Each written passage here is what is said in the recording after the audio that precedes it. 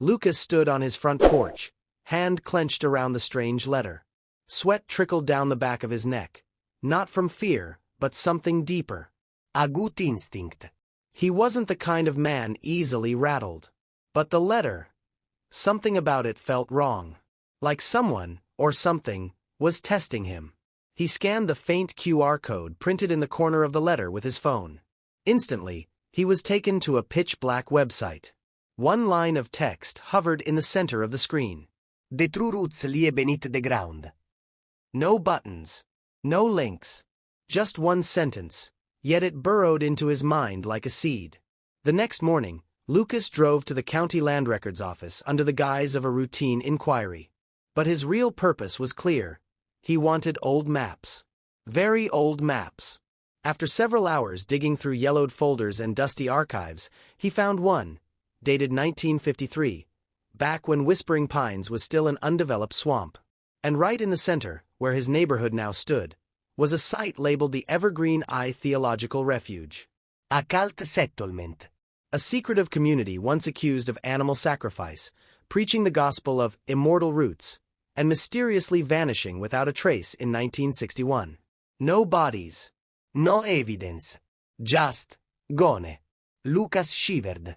That night, he dreamed of roots growing up from beneath his floors, slithering into his ears, his eyes, crawling down his spine like snakes. When he awoke, a fine layer of dust coated the hardwood, in the shape of bare footprints. Not his. Determined, Lucas sought out a longtime resident, Mr. Lester, the elderly man who lived on the corner lot. He'd been in Whispering Pines long before it became a housing development. At first, Lester refused to talk. But when Lucas mentioned the Evergreen Eye, the old man froze. He ushered Lucas inside, bolted the door, drew the curtains, and whispered. Whispering Pines wasn't built on old land. It was planted on a graveyard. Lester said he remembered, as a boy, seeing people in oak-colored robes gathering where the community park now sat. They never spoke. They just stood still, surrounding a tree the size of a house. One night, the government bulldozed the area. But they didn't cut the tree down. They buried it. That tree's still there, Lester said. And the HOA, that's just a surface layer. When Lucas returned home, his phone buzzed, security camera alert. At exactly 3:33 a.m., a figure had appeared in his backyard.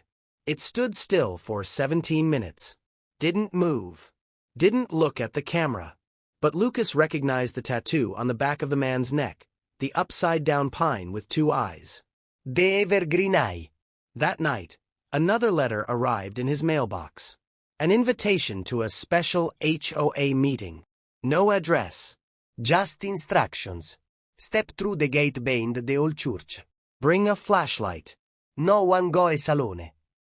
Lucas held the letter tightly. Fine, he thought. You want to play? Let's play. He had never backed down from a challenge.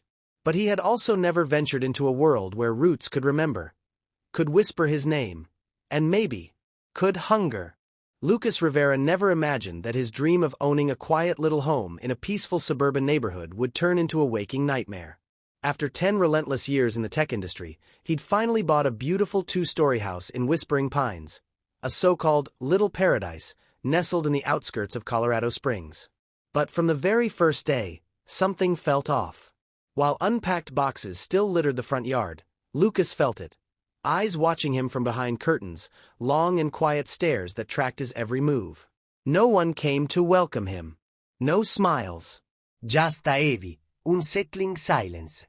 The next morning, just as he was pouring his first cup of coffee, a sharp knock echoed from the front door.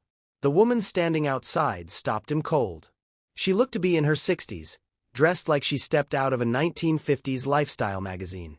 Pinned neatly to her cardigan, a small badge of a pine tree, engraved with Whispering Pines HOA. I'm Miriam Callahan, president of the Homeowners Association, she said flatly. She didn't offer a handshake. No smile. Just shoved a thick folder of rules and guidelines into his hand. We have very high standards here, she added, glancing disapprovingly at his moving truck. I trust that we'll be gone by 6 p.m. Lucas nodded politely, But the feeling didn't go away. If anything, it deepened.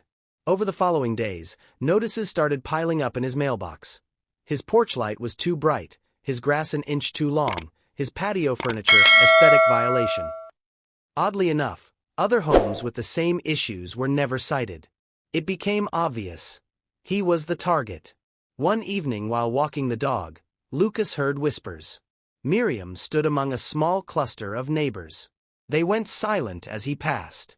He didn't need to hear the words to know. He wasn't welcome. Then it escalated. Miriam stood on his doorstep one morning, demanding to see proof of ownership, claiming, "Several residents suspect you're renting illegally." Lucas laughed. But this wasn't about property lines. It was about pushing him out. Then came the final move. A letter from a law firm. Miriam had filed a complaint with the county property office, accusing Lucas of trespassing on non-validated ownership grounds. But Miriam made a fatal mistake. Lucas wasn't just a software engineer. He'd spent years consulting on cybersecurity contracts for federal agencies. He knew exactly how to dig. Weeks later, he showed up uninvited to an emergency HOA meeting. The room went still as he walked in, holding a stack of documents. Miriam sat at the head of the table, impassive. This time, he was the one smiling. "This is the deed to my house," Lucas announced, holding it up. "And this," he flipped to another packet, "is proof I'm now the legal owner of 52 Juniper Lane, your house, Ms. Callahan." Gasps erupted across the room. Miriam's face drained of color. "You didn't pay your property taxes for 2 years," he continued.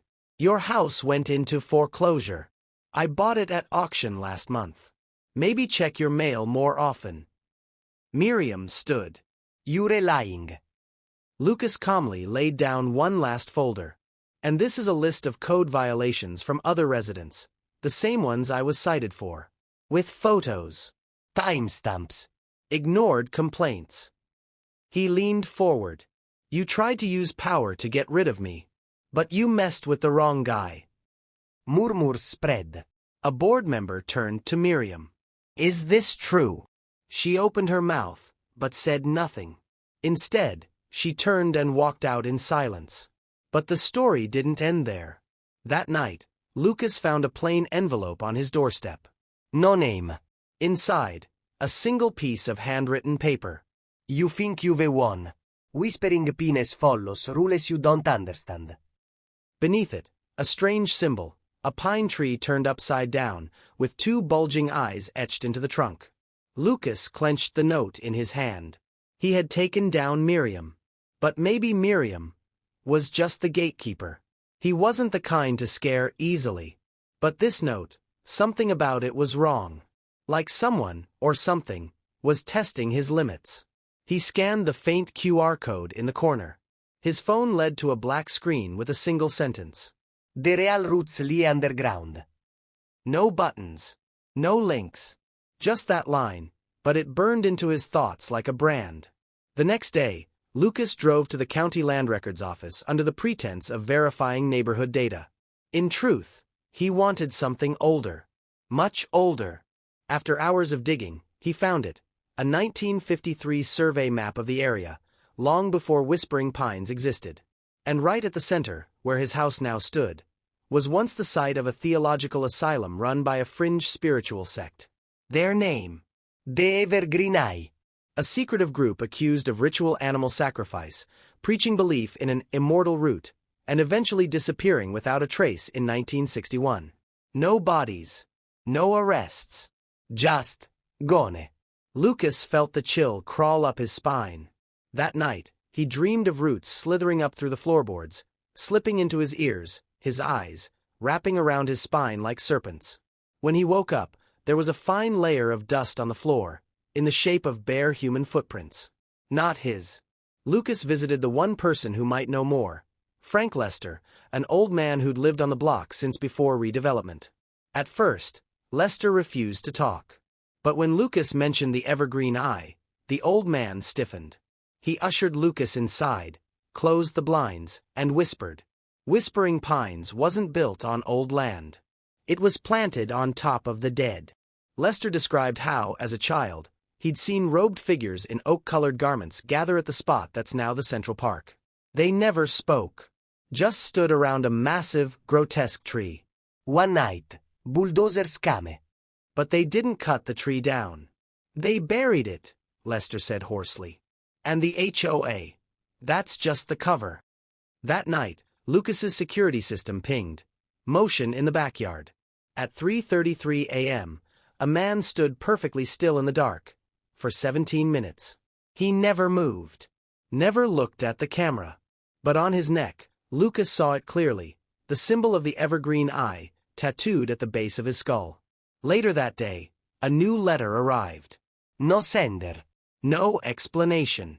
Just a line of text. Special HOA meeting. Attendance required. Enter through the gate behind the old chapel. Bring a flashlight. No one enters alone. Lucas stared at the paper. Fine. They wanted to play? He never backed down from a challenge. But he had no idea he was about to step into a world where roots could remember your name. And hunger.